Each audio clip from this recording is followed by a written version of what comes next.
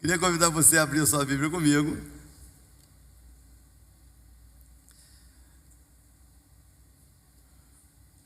Evangelho de Lucas,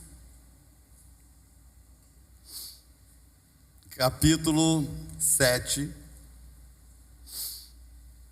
Evangelho de Lucas, capítulo 7.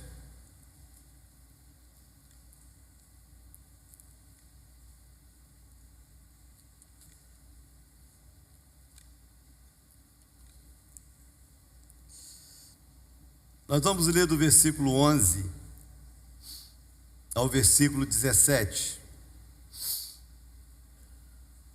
Evangelho de Lucas, capítulo 7, do versículo 11 ao versículo 17. Se você achou, diz assim a palavra do Senhor: Em dia subsequente, ou no dia seguinte, dirigia-se Jesus a uma cidade chamada Naim, e iam com ele os seus discípulos e numerosa multidão.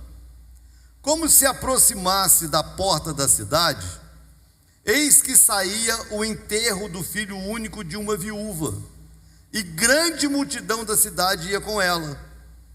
Vendo-a, o Senhor se compadeceu dela e lhe disse: não chores. Chegando-se, tocou o esquife e, parando os que o conduziam, disse: jovem, eu te mando, levanta-te. Sentou-se, porque estivera morto, e passou a falar. E Jesus o restituiu à sua mãe.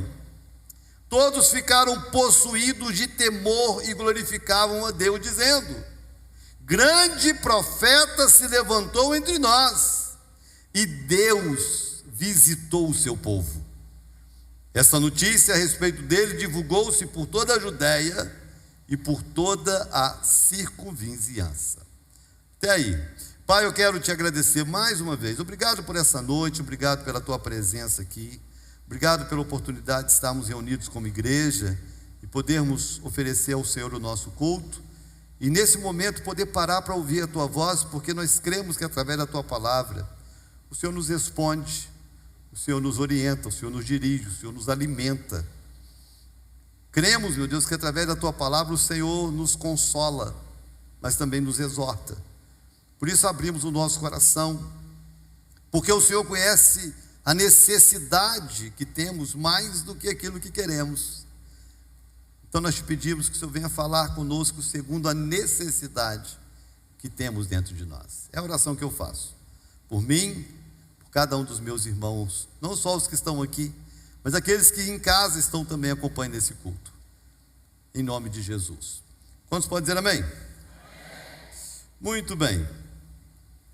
Tem algumas expressões, né, que é muito comum no meio cristão, no meio evangélico mais ainda, se for em meios pentecostais mais ainda, né? E um deles é sobre a presença de Deus, sobre a visitação de Deus, né? Deus estava presente. Quando essa expressão ela é usada, geralmente ela é usada pensando em algum tipo de manifestação que aconteceu no ambiente. Então, se você ouvir de um pentecostal, vai dizer que o fogo caiu. Com certeza você já ouviu essa expressão: Deus estava presente, o fogo caiu. E a ideia de um fogo caiu pessoas gritavam, glorificando a Deus, falavam em línguas, enfim, algumas tinham manifestações físicas, algumas tremem, outras caem, outras riem, outras choram, e no final a expressão fogo caiu, Deus estava presente, né? Mas quando eu olho para a Bíblia, qual a ideia bíblica de uma visitação de Deus? Qual a ideia bíblica para alguém afirmar que Deus se fez presente no ambiente? Eu queria falar isso hoje, Presta atenção nesse texto. Esse texto é extraordinário. O texto diz que Jesus ele vinha com a multidão. Era muito comum Jesus caminhar com a multidão. Quando Jesus ele queria caminhar sozinho, que não era algo habitual, ele liberava os discípulos, né, porque de alguma forma os discípulos ajudavam na aglomeração, e ele saía meio que às escondidas, sabe-se lá como, e ele fazia os seus trajetos. Mas na maioria das vezes Jesus estava rodeado de pessoas, sempre uma multidão o acompanhava. E aqui, mais uma vez, uma multidão o acompanhava. E ele estava chegando numa cidade chamada cidade de Naim, possivelmente porque Naim, morando na cidade, uma pessoa possivelmente ilustre, traz o nome, né, aquela referência, cidade do fulano, né? E ele chegando a essa cidade de Naim, estava saindo uma outra multidão. Tenta imaginar a cena, uma multidão chegando numa cidade e uma multidão saindo da cidade. Essa era a cena, né? A multidão que estava entrando na cidade, Jesus estava no meio dessa multidão, puxava essa multidão, e eu fico imaginando o que se falava nessa multidão, né? Uma multidão acompanhando Jesus. Você imagina uma multidão acompanhando Jesus, caminhando de uma cidade para outra. Imagino eu que as pessoas falavam: você viu? Olha o milagre que ele fez. Olha ali o fulano que Jesus curou. Olha ali a mulher que ele libertou. Eu fico imaginando que no meio da multidão, a multidão fala, né, irmão? Não fala, conversa, né? Então eles iam conversando pelo caminho e compartilhando o que Jesus tinha feito. Imagino eu, uma multidão muito feliz. Jesus estava no meio deles. Eles estavam numa caminhada depois de um tempo de ministração em algum lugar. E enfim, era essa multidão cheia da graça de Deus, da presença de Jesus, de muita alegria, de muita bênção, eles compartilhando experiências ali, né? Possivelmente pessoas sendo curadas ali, porque era comum, né? Jesus passava, pessoas tocavam e eram curadas. E era essa a multidão.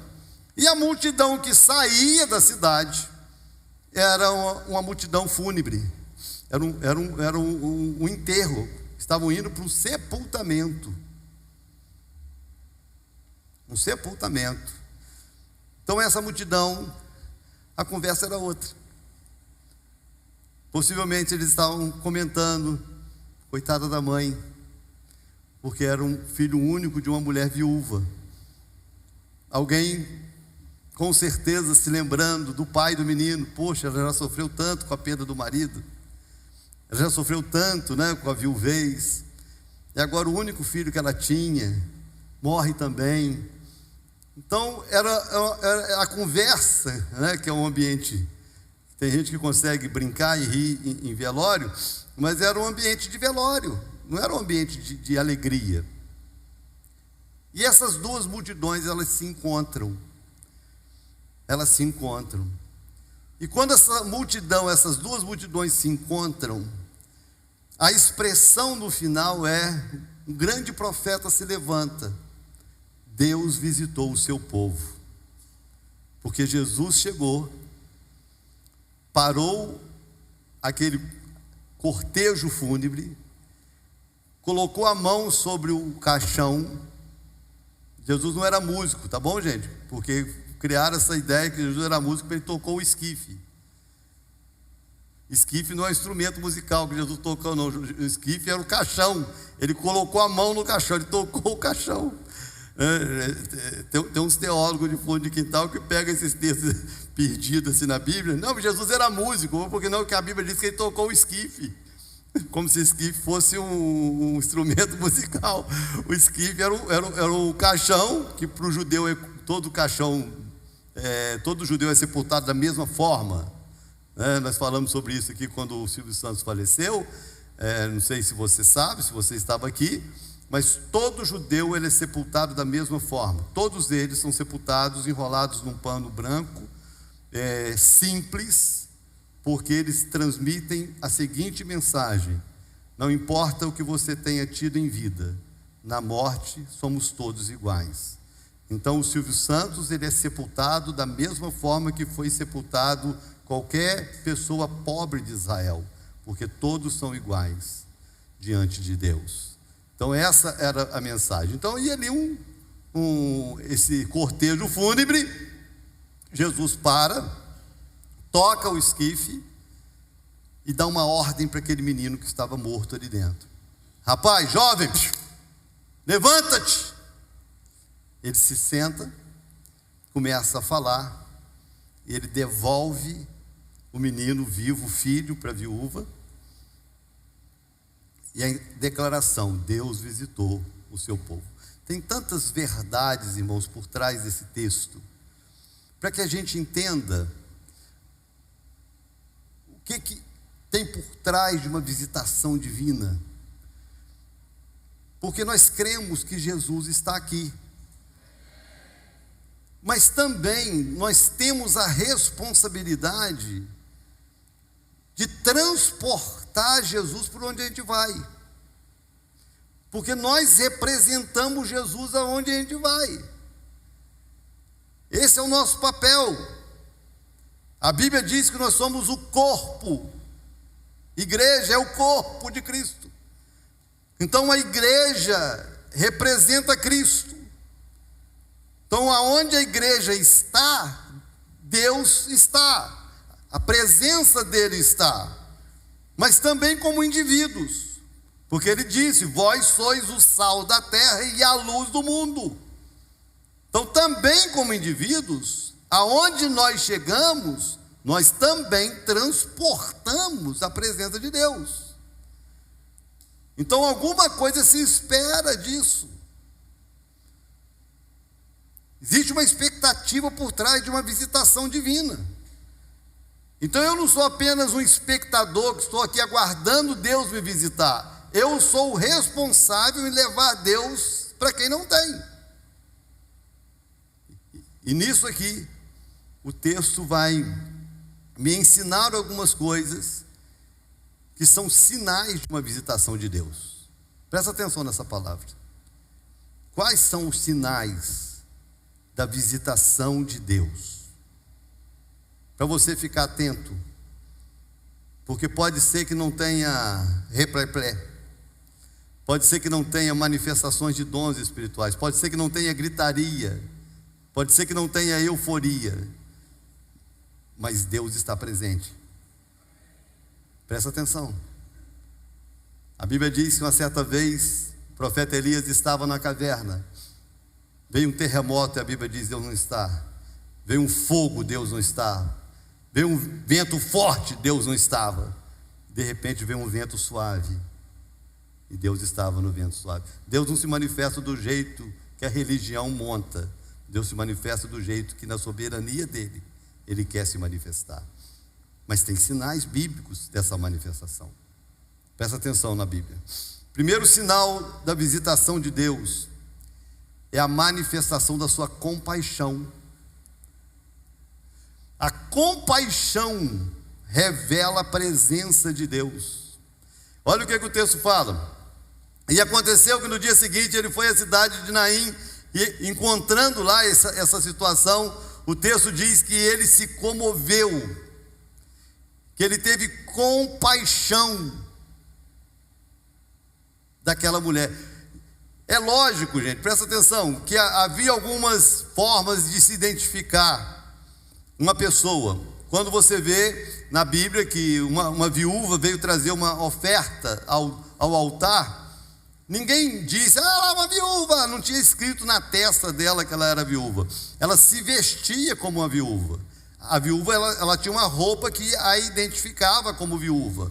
As donzelas tinham uma roupa que as identificava como donzela. As mulheres casadas tinham roupas que a identificavam como mulheres casadas. Então essa mulher ela estava acompanhando o cortejo fúnebre do filho, e a roupa dela identificava. Ela não era só a mãe do menino falecido, ela era viúva também. E quando Jesus olha, a Bíblia diz que ele teve compaixão dela. Ele sentiu a dor dela. Ele não conseguiu ficar indiferente ao sofrimento de uma mãe que estava perdendo um filho. E ele manifesta essa compaixão. Presta atenção, não teve língua estranha, não teve ninguém sapateando, mas teve alguém revelando amor pelo outro, teve alguém manifestando o interesse pela dor do outro, teve alguém se movendo em favor de alguém que estava sofrendo, compaixão. E quando a compaixão ela é manifesta, Deus está se manifestando, porque Deus, Ele tem compaixão de nós. Olha que responsabilidade que nós temos. Isso aqui nos compromete, irmãos, de muitas formas, porque às vezes Deus quer usar as nossas vidas, Deus quer usar a sua vida para abençoar pessoas, para mudar a história de pessoas. E às vezes você se sente intimidado, dizendo: eu não sei cantar, eu não sei tocar, eu não sei pregar, eu não sei nem orar. Mas você sabe amar alguém? Você sabe estender as mãos e ajudar alguém? Você sabe fazer algo para aliviar a dor de alguém? Você sabe, se de repente algum vizinho, alguma pessoa está lá com alguém doente, você sabe lá arrumar uma cozinha para aliviar um dia de sofrimento, ajudar a lavar uma roupa, ter compaixão, porque você sabe que aquela família está envolvida num desafio, e sem ninguém você está ali ajudando. Você imaginar que você está ali lavando uma roupa, arrumando uma cozinha, ajudando alguém a fazer algo, a cuidar do idoso. A presença de Deus está se manifestando, porque a compaixão está se revelando. Esse é um sinal da presença de Deus, gente. Quando tem compaixão de alguém por outro alguém, quando tem a manifestação do cuidado, do interesse pelo sofrimento do próximo. Nós estamos falando sobre algo parecido nos nossos cultos de quarta e domingo pela manhã, e encerramos hoje uma parte, quando a Bíblia diz que nós devemos amar o próximo, e Jesus, Ele fala justamente porque era dito entre os religiosos da época: amai o vosso próximo e odiai o inimigo. Era isso que era ensinado: ame o próximo, mas odeie o inimigo. Aí Jesus vem e diz assim: eu porém vos digo, amai o inimigo e orai pelos que te perseguem, porque até o seu inimigo é seu próximo, você tem que orar por ele. Só que a gente começou a confundir amar o próximo e gostar do próximo. Aí nós aprendemos que existe uma diferença entre amar e gostar. Eu não sou obrigado a gostar de você, e não tem nenhum pecado se eu não gostar de você. Eu não sou obrigado a gostar do seu perfume, gostar da sua roupa. Eu não sou obrigado a gostar da forma com que você... Não sou obrigado a gostar. Deus não gosta de mim, de tudo que eu faço, mas Deus me ama a si mesmo. E de alguma forma, quando eu demonstro esse amor ao próximo, eu revelo o quanto de Deus está em mim. Porque o mais tremendo do amor divino é a capacidade que Deus tem de me amar apesar de mim. Eu não preciso perguntar aqui quantos pecam, porque a Bíblia diz que todos pecam. Quando eu perguntei aqui quantos estão felizes com Jesus, todo mundo amém. Mas se a gente for sincero, quando respondermos se Jesus está feliz com a gente, a maioria daqui de nós, irmãos, Jesus não está feliz com a gente, porque nós erramos, nós pecamos, nós somos difíceis, nós somos cheios de vontade, nós somos cheios de argumento para fazer besteira e achar que Deus vai aprovar. Então, apesar disso, Deus nos ama, e apesar disso, Deus cuida de nós, apesar disso, Deus nos sustenta, apesar disso, Deus nos livra. E a gente olha para a nossa vida, a gente vê Deus, a gente vê a compaixão de Deus por nós, porque a compaixão está justamente nisso. Não tem a ver com o mérito do outro, tem a ver do meu mover em relação ao outro, independente do outro. Se você quer representar Deus, presta atenção nessa palavra. Se você quer representar Deus, se você quer ver Deus se manifestando através da sua vida, tenha compaixão dos necessitados. A Bíblia diz que aquele que sabe fazer o bem e não faz, ele peca. A religião qualificou os pecados, né? Pecado é adultério, pecado é roubo, pecado é isso. A Bíblia diz que aquele que sabe fazer o bem e não faz isso, nisso ele peca. Quando você tem a oportunidade de ter compaixão de alguém e você não exerce isso, você perde a oportunidade de revelar Deus na sua vida. Deus visita alguém quando a compaixão alcança alguém. Quantos entenderam? O segundo sinal da visitação de Deus é justamente a restituição da vida para aquele que está morto. Aqui o caso é muito específico, ele ressuscita um morto de verdade, né? O menino estava morto e ele ressuscita o morto. Deus continua tendo o poder de fazer milagres e ressuscitar mortos. Pode ser que Deus nunca nos use para ressuscitar um morto fisicamente, mas Deus pode nos usar para ressuscitar mortos de muitos outros níveis. E todas as vezes que você é usado para trazer vida para alguém que está morto, Deus se manifestou, Deus se revelou. E nós estamos rodeados de gente emocionalmente morta, espiritualmente morta, com a família morta, com sonhos mortos. Nós convivemos com esse tipo de gente o tempo todo. E essas pessoas estão, algumas até desistidas de viver algo diferente. Elas não têm mais esperança, expectativa. Presta atenção na vida dessa mulher, tá certo? Viúva, quanto essa mulher chorou a perda de um marido. Resta um jovem, um filho.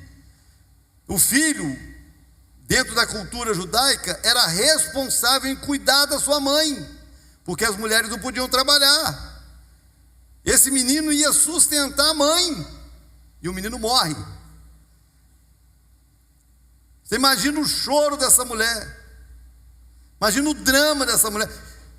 Essa mulher, ela já estava na direção do cemitério, já tinha saído lá do local do velório, já estava na direção do cemitério, não tinha mais esperança. Você acha que tinha esperança? Não.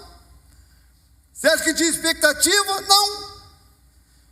Mas quando Deus visita, até quem não tem esperança vive um milagre. Tem pessoas perto de nós da mesma forma, gente. Tem pessoas perto de nós que não tem mais esperança, que não tem mais expectativa, que não tem mais sonho. Mas se você entrar na vida dela, se você entrar na vida dela, você pode ser a solução para ela. Você pode trazer vida para o morto.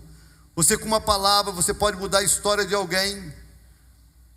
É por isso que nós cristãos, nós precisamos ter muito cuidado com as palavras que a gente usa. Porque tem um nível, às vezes, alguns é por ignorância mesmo, outros é por tolice. Tem muita gente tola, muita gente embrutecida e emburrecida. Por mais que a igreja ensine, por mais que a igreja tente doutrinar, nós ainda temos pais que amaldiçoam filhos. Um pai e uma mãe que chamam um filho de burro. Um pai e uma mãe que chamam um filho de imprestável. Um pai e uma mãe que libera palavras de derrota sobre a vida de um filho. Tem amigo que é pior que inimigo. Pessoas que liberam palavras dizendo: você não vai dar em nada, você é um derrotado, você é burro demais, e você é um fracassado, e para você não tem jeito. E às vezes tudo que uma pessoa precisa para mudar a história dela é justamente uma palavra contrária, uma palavra de vida, uma palavra de bênção. É você pegar uma pessoa desistida, você pegar uma pessoa que está morta nos seus sonhos, e você trazer uma palavra de ânimo que ressuscite ela. Quando você ressuscita um sonho, Deus visitou aquela pessoa e usou você para isso. Esse é o papel da igreja, esse é o papel de cada um de nós, a começar dentro da nossa casa. Não seja aquele que coloca a pedra sobre o túmulo, seja aquele que tira a pedra e faz o morto andar. Seja aquele que tem uma palavra que muda a história, não a palavra que encerra a história. Repense isso. Então, quando a gente pensar assim, Deus visitou o seu povo, por quê? Porque alguém estava morto e reviveu, estava perdido e foi achado. Foi essa palavra, irmãos, que o pai do filho pródigo usou quando o filho voltou para casa.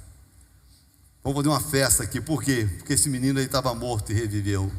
Ele estava perdido e foi achado. Por quê? Porque ele esperava ser disciplinado, mas ele foi amado. Ele esperava uma correção, mas ele recebeu um abraço. Ele esperava qualquer coisa, menos uma palavra de aconchego e de amor, mas ele recebe isso. Então aquilo que estava condenado ao basta, abre-se uma oportunidade, um início de vida. Essa palavra que tem que estar na minha boca e na sua boca. Essa é a palavra que tem que estar na boca da igreja. Presta atenção, irmãos. Quando você vê alguém sofrendo, presta atenção, lembre dessa palavra em nome de Jesus. Quando você vê alguém sofrendo, não abra sua boca para aumentar a dor. Quando você vê alguém sofrendo, não abra sua boca para piorar a situação. Quando você vê alguém desesperado, não abra sua boca para aumentar o desespero. Quando você vê alguém necessitado de algo, que a sua boca, que a sua língua seja usada para trazer ânimo, trazer esperança, trazer vida. E o que falar daqueles que estão aí perdidos sem Jesus? Como que essas pessoas que estão perdidas sem Jesus, sem salvação eterna, como que essas pessoas vão se encontrar? Elas vão se encontrar quando Deus as visitar. E como que Deus vai visitar essas pessoas? Quando nós, igreja, cumprimos com o nosso papel de visitar essas pessoas. Esse é o nosso papel, de ser sal da terra, de ser luz do mundo, de ser canal de bênção e de salvação para o perdido. Presta atenção, tem algo que no céu, assim, ou no dia de um juízo, eu falei sobre isso hoje de manhã, nós vamos ter muitas surpresas. Eu não sei se você já imaginou isso, mas eu queria que você imaginasse. Quando você apresenta Jesus para uma pessoa, e essa pessoa, ela tem uma experiência, um encontro com Jesus, você mudou a eternidade de uma pessoa. Um dia, todos nós vamos estar diante de um trono, diante de Deus. Imagina você chegar e olhar para o lado, e olhar aquela pessoa que se ela não tivesse encontrado com você, ela estava no inferno. Se ela não tivesse encontrado com você, ela estava perdida e condenada à eternidade dela. Mas ela está ali do seu lado, sabe por quê? Porque um dia você se encontrou com ela e você não se omitiu. Quando nós entendemos o nosso papel de ressuscitar mortos, irmãos, a gente repensa até as circunstâncias. Esses dias eu aconselhei aqui um filme, não sei quem assistiu, Milagre no Paraíso. Quem já assistiu esse filme? Ah, muitas pessoas. Se você não assistiu, assista o filme. Vou dar um spoiler. É lógico, o nome do filme, Milagre no Paraíso. Você está vendo um filme, tem uma menina doente, você já sabe que no final ela vai ser curada. Lógico. Porque senão não era milagre no paraíso, né? Então você já sabe que no final vai ser curada. A grande questão é como que ela vai ser curada. Aí isso aí você vai ter que assistir o filme, né? Mas o que mais marca o filme, que as pessoas às vezes não prestam atenção, é que as pessoas só se emocionam porque ela foi curada. Mas as pessoas não conseguem fazer a leitura do que Deus fez enquanto ela estava doente. Porque enquanto ela estava doente, uma das vezes, ela internada no hospital, spoiler do filme. Ela internada, tinha uma menina, mais ou menos da mesma idade que ela, com câncer terminal, na cama ao lado. E o pai da menina era ateu. E ela compartilha da fé dela com a menina. A menina sai do hospital, ela nunca mais vê a menina. Quando ela é curada, e ela vai testemunhar a cura dela, o pai da menina estava lá. E o pai da menina veio para dizer: minha filha morreu. Mas desde aquele dia que ela encontrou com você, a vida dela nunca mais foi a mesma. A minha filha morreu com esperança que ela não tinha. Às vezes você passa por coisas para Deus te colocar em lugar que, se você não passasse, você não estaria naquele lugar. E às vezes você está murmurando porque você não consegue olhar para o lado e ver que você estaria justamente para você salvar alguém. Às vezes nós olhamos como se nós fôssemos o centro do planeta, o centro do universo, mas não somos. Deus simplesmente quer usar a nossa vida para alcançar alguém, para abençoar alguém. Não é simplesmente para me abençoar. Eu não sou o fim de todas as coisas. Eu sou apenas um canal que Deus pode usar para abençoar alguém assim. As pessoas perguntam por que no período de fome em Israel, Deus mandou Elias para a casa da viúva. Uma viúva pobre, tinha um monte de rico em Israel. Tinha um monte de família rica em Israel. Por que Deus não mandou o profeta para a casa de uma pessoa rica? Era muito mais fácil sustentar o profeta na casa de uma pessoa rica do que sustentar o profeta na casa de uma viúva pobre. Quando ele chega na casa da viúva e fala para a viúva, faz um bolo para mim, a mulher fala assim, eu só tenho um pedacinho, um pouquinho, estou caçando um cavaquinho aqui, uns gravetozinhos para fazer um bolo lá, e só tem um restinho de farinha, eu vou fazer a farinha, eu vou comer eu e meu filho, depois que a gente comer nós vamos morrer de fome, porque não tem mais o que comer. Por que Deus manda Elias justamente para essa casa? Porque Deus não estava preocupado com Elias, Deus estava preocupado com a viúva. Se o Elias não entra na vida dessa viúva, a viúva morria de fome.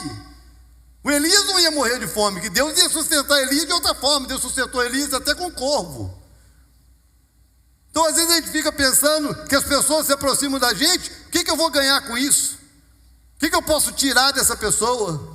Muda a sua forma de ver. Quando alguém se aproximar de você, pense assim, o que eu posso fazer por ela? O que eu posso derramar de Deus na vida dela? O que eu posso ser de bênção na vida dessa pessoa? O que eu posso entrar na vida dela para mudar a história dela e para ressuscitar algo nela que está morto? Porque quando eu ressuscito algo na vida de alguém, Deus está visitando esse alguém. Essa é a palavra. Então, quando é que Deus visita? Qual o sinal de uma visitação? É quando algo morto revive. Já pensou você restaurar casamentos? Um casamento destruído, você chegou e restaurou. Deus visitou esse casal. Uma família destruída, você chegou e restaurou. Deus visitou essa família. Deus te colocou numa empresa quebrando. Você entrou, a empresa levantou, virou, prosperou. Deus ressuscitou uma empresa. Deus visitou. Todas as vezes que alguém é usado para trazer vida, Deus visitou. Quantos entenderam? Terceira manifestação, o sinal da visitação de Deus é que Ele restaura a alegria que havia sido perdida. Você lembra da cena? Uma multidão alegre, compartilhando das bênçãos, dos milagres, e uma outra multidão na direção contrária, chorando, lamentando a perda de alguém querido, luto. Para você ter ideia, na cultura judaica, quando a família não consegue mais chorar, a família contrata as carpideiras. Quem são as carpideiras? São mulheres contratadas para chorar. Elas ficam ali chorando o velório inteiro. Então você imagina que vem uma multidão celebrando o milagre, Jesus está aqui, e multiplicou o pão, e curou enfermo, e ressuscitou morto, aleluia, e a outra multidão vinha chorando. Quando as multidões se encontram, quando Jesus entra na outra multidão, o velório vira festa. O velório virou uma festa, porque aquele que seria enterrado agora volta para casa andando. Esse é o papel da igreja, irmãos. Quando eu falo que existem pessoas que estão assim, embrutecidas, as pessoas estão ficando chatas, a imbecilidade está tomando conta de uma geração, as pessoas estão se tornando mal-humoradas sem motivo. Já viu gente que é mal-humorada sem motivo? O cara tem tudo para ser feliz, tem família, tem uma esposa, tem marido, tem casa, tem carro, tem emprego, tem salário, tem saúde, Aí você olha para a cara do indivíduo, parece que o cara sai de casa chupando limão com vinagre e sal, porque a cara parece um troço, assim, um trubo-fuco. Você fica imaginando que desgraça é isso, mas por que sai de casa? Liga em casa. Coisa triste, você passa por uma pessoa, aí você ri e fala, bom dia. Você é uma múmia paralítica, que doideira, irmão, as pessoas estão ficando esquisitas, a sociedade esquisita, a gente convive com esse tipo de coisa, eu fico assustado. Eu estava compartilhando aqui, com certeza você já deve ter passado por isso. Tem uns ambientes, irmãos, que você fica encurralado, né? Para mim, um ambiente mais encurralador que tem é o tal de elevador. Só cabe 6 pessoas. Aí você entra ali, tem 2. Aí você está entrando, já tem 2. Aí você, educadamente, porque crente é educado, né? Você já entra, e eu sou cara de pau mesmo, eu vivo rindo. Aí eu, bom dia. Eu falei assim, gente, será que me conhece em algum lugar? Será que eu fiz alguma coisa de errado, né? Não, é ela que tem problema mesmo. Tem gente que eu acho que a vida é uma TPM. Tem gente que eu acho que sangra a alma 24 horas, de doideira que é a vida das pessoas. E o que é pior, quando é crente. Quando é crente é que me deixa assustado.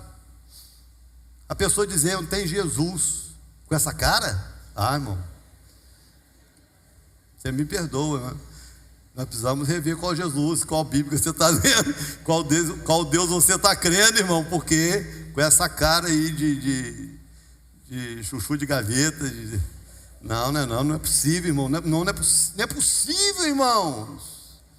A palavra de Deus diz que na presença do Senhor há fartura de alegria. Aí o cara diz que está cheio de Deus, com a cara parecendo um acidente. Tem gente que parece que sai de casa, chuta o paralelepípedo para ficar mais mal-humorado ainda, para poder esbanjar para vir do outro mau humor. Que coisa triste, não seja assim não, irmão. Não, em nome de Jesus, eu tenho uma igreja feliz, eu tenho uma igreja de crente, eu tenho uma igreja que ama Jesus, eu tenho uma igreja que é feliz com a graça de Deus, que é grato a Deus por tudo que Deus dá, que Deus faz. E a gente precisa derramar isso sobre as pessoas. Como é que eu sei que Deus visitou, irmãos? Presta atenção. Coisa tremenda, irmãos. Coisa tremenda. Tem 2 tipos de pessoas que visitam festa. Festa de família é uma benção, né? Quantos aqui gostam de festa de família? Festa de família é uma benção. Tem gente que nem levanta a mão, porque já sabe, já pensou no cunhado. Porque tem gente, festa de família é assim, fica aquela expectativa. Você chegou primeiro, fica a expectativa das pessoas que ainda vão chegar, né? Aí fica assim, aquela expectativa, quando fulano chegar, é uma festa. Porque ele já chega animando, ele já chega brincando, abrindo geladeira, futucando tudo, hein? Vai abrir uma garrafa de alguma coisa para ele beber aqui, para ele fazer uma farra, pronto, aquela. Aí chega o outro. Quem é o outro? O estraga-festa. Quem já chega reclamando. E aquela pessoa que chega na festa, irmão, e só fala do trabalho, só conta a história do trabalho. Reunião de bancários, só fala de banco. A família da minha mulher tem mais médico que gente, né?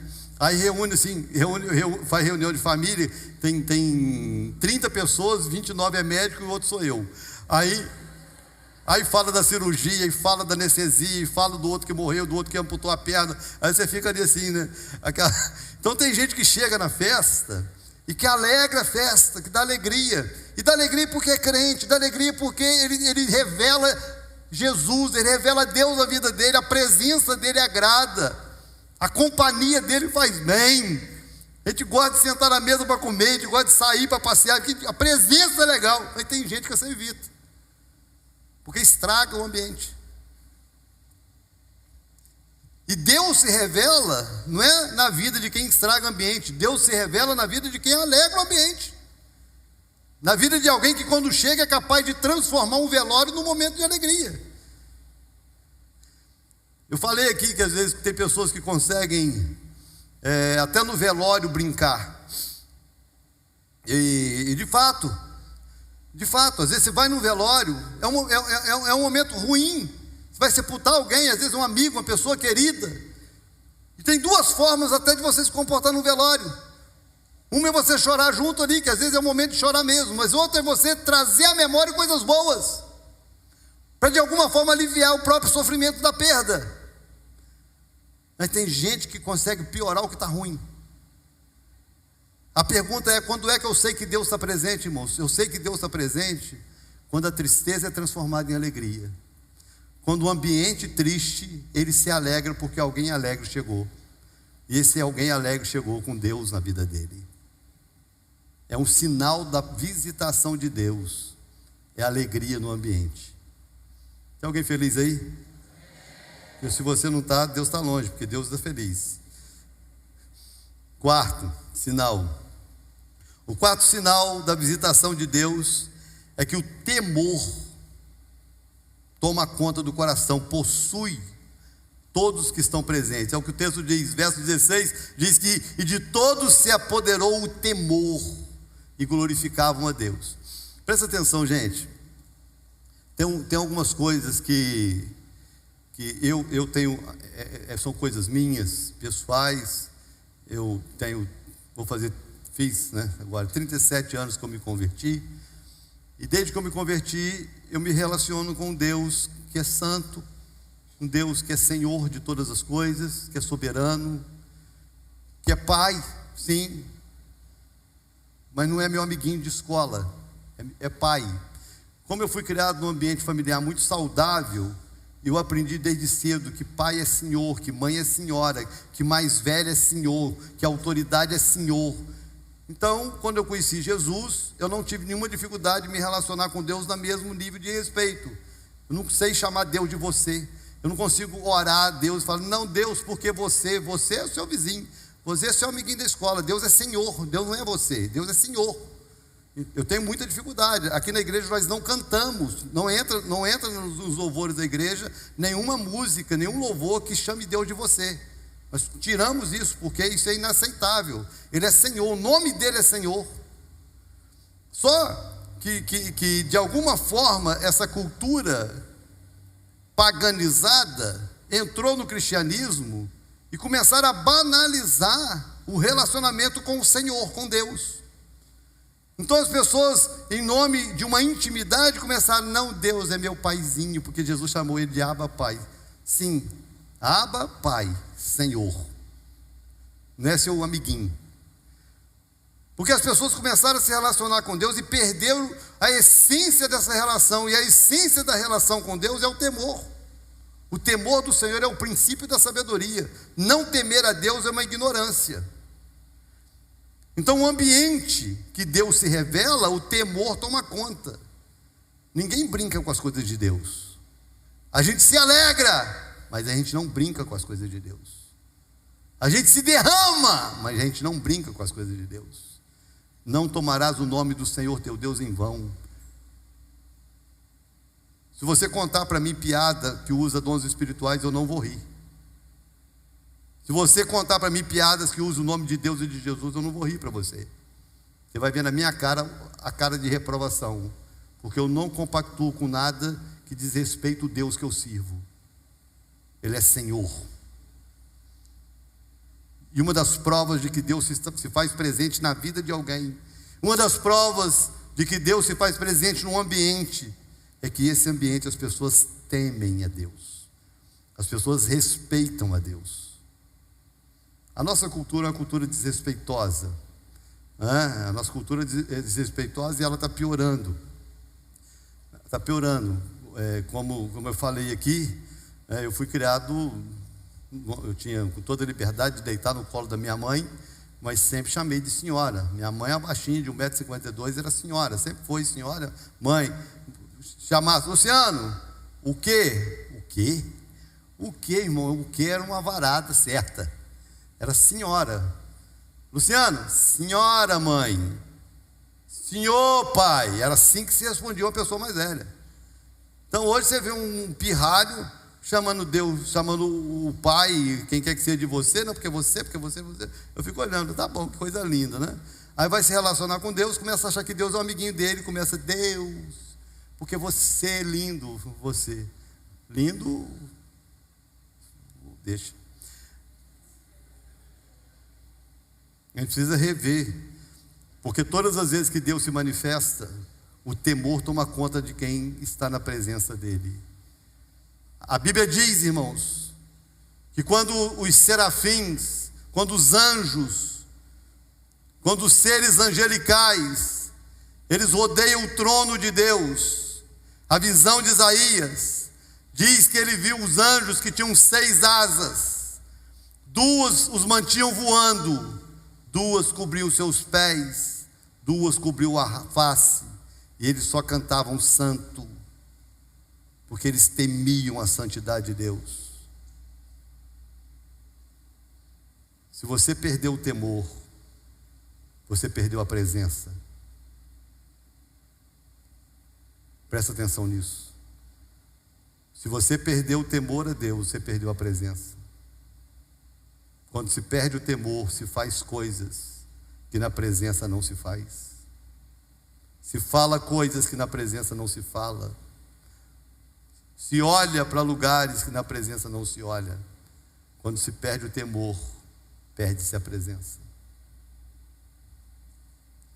E quinto, para a gente encerrar. Que horas são? Falta 10. Quinto. O quinto sinal da visitação de Deus é que a notícia se espalha. Isso aqui é tremendo, né? E correu dele dessa forma essa fama por toda a Judéia e por toda a terra circunvizinha. É impossível Deus se manifestar e não virar notícia. O problema hoje é que os artistas do altar estão concorrendo com a glória de Deus. Isso tem feito com que a igreja crie seus ídolos. E a igreja vai criando os seus ídolos. Vou falar um negócio aqui.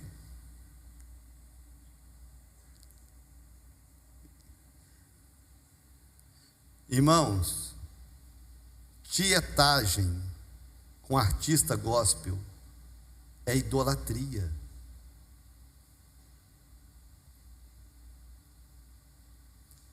Quando a admiração vira tietagem, é idolatria, é pecado. O fato de Deus usar alguém não dá a esse alguém o direito de se autopromover. É por isso que tem muito mais gente usando Deus do que Deus usando pessoas. Tem muita gente usando o talento que Deus deu e usando Deus com o talento para se promover, do que promovendo Deus, que deveria ser esse o propósito. E a igreja começou a se encantar com isso. Porque não tem problema nenhum eu gostar do talento da pessoa, não tem problema nenhum eu gostar da voz da pessoa, não tem problema nenhum eu gostar da graça com que Deus usa a pessoa. Eu só não posso transferir a glória de Deus para a pessoa. E o problema é que muitas pessoas começaram a se usar disso para se achar diferentes, se achar especiais. Nós recebemos alguns grupos aí na nossa conferência, mas teve uma pessoa que me chamou muita atenção, não vou falar o nome. Nós ficamos ali depois do culto, jantando e conversando até tarde, e ficou um grupo de pessoas esperando para tirar foto com ela. Ela só tirou foto porque ela é muito educada. Muito educada. E ela foi muito educada e tirou foto com as pessoas que estavam esperando. Mas ela demonstrou claramente que não é algo que a agrada. Que ela não quer ser tietada, ser paparicada, porque ela no altar Deus a usou. Ela simplesmente sabe que Deus a usou. Que ela é simplesmente uma serva de Deus, como qualquer outra pessoa pode ser. Que o talento que Deus deu a ela não foi para ela se promover, mas para que ela glorificasse a Deus. Só que a igreja está criando os seus ídolos. Nós não temos que divulgar nome de pessoas, porque quando o nome de pessoas é divulgado, não revela que Deus visitou. Quando Deus visitou, o nome que é divulgado é o nome de Deus e não das pessoas. Quem Deus usou é o que menos importa. O que importa, gente, é o mar abrir, não é você levantar o cajado. Quem levanta o cajado, quem cura o enfermo, é o que menos importa. Quem orou para o milagre acontecer é o que menos importa. O que importa é se Deus ouviu a oração e fez o milagre.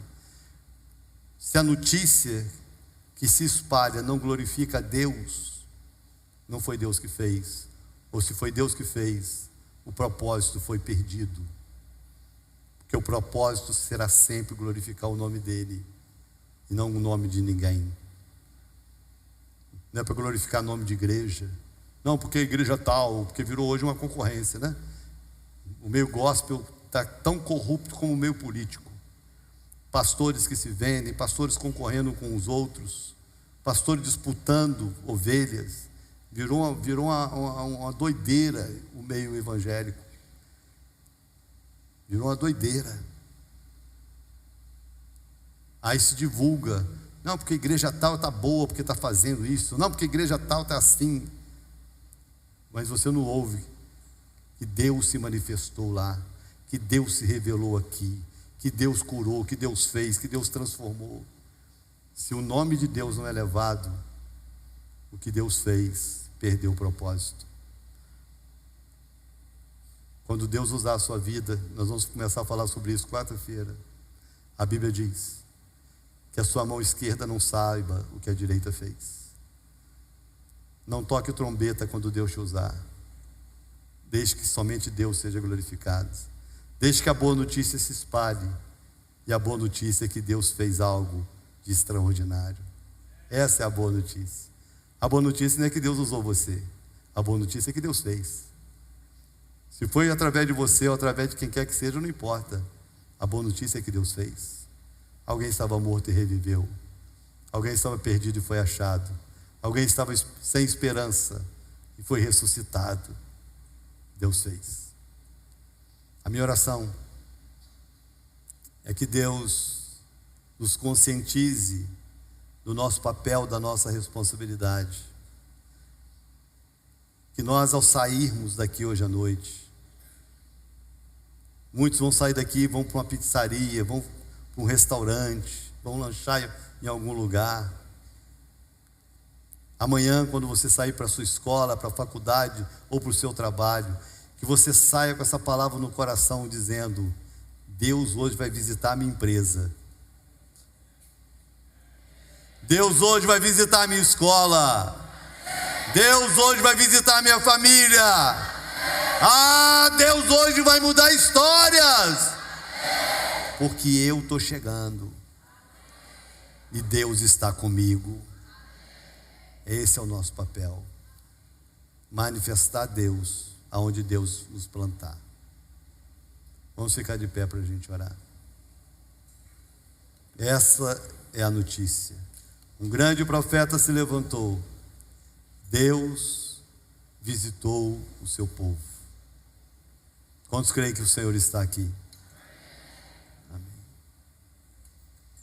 Seja esse veículo, seja esse transporte, seja esse canal de Deus, aonde você estiver. Pai, eu quero te agradecer essa noite, porque eu sei que todas as vezes que nos reunimos neste lugar, o Senhor se faz presente. O Senhor se revela de muitas formas, salvando vidas, restaurando, curando, libertando. Mas também o Senhor se manifesta quando nos exorta, quando nos edifica, quando nos consola, quando nos ensina coisas novas, quando nos desafia, quando nos faz romper com limitações. Eu sei, meu Deus, que o Senhor está aqui, e eu sei que essa palavra vem para nos despertar e nos desafiar a viver o que não estamos vivendo, a fazer o que não estamos fazendo, a ser o que não estamos sendo.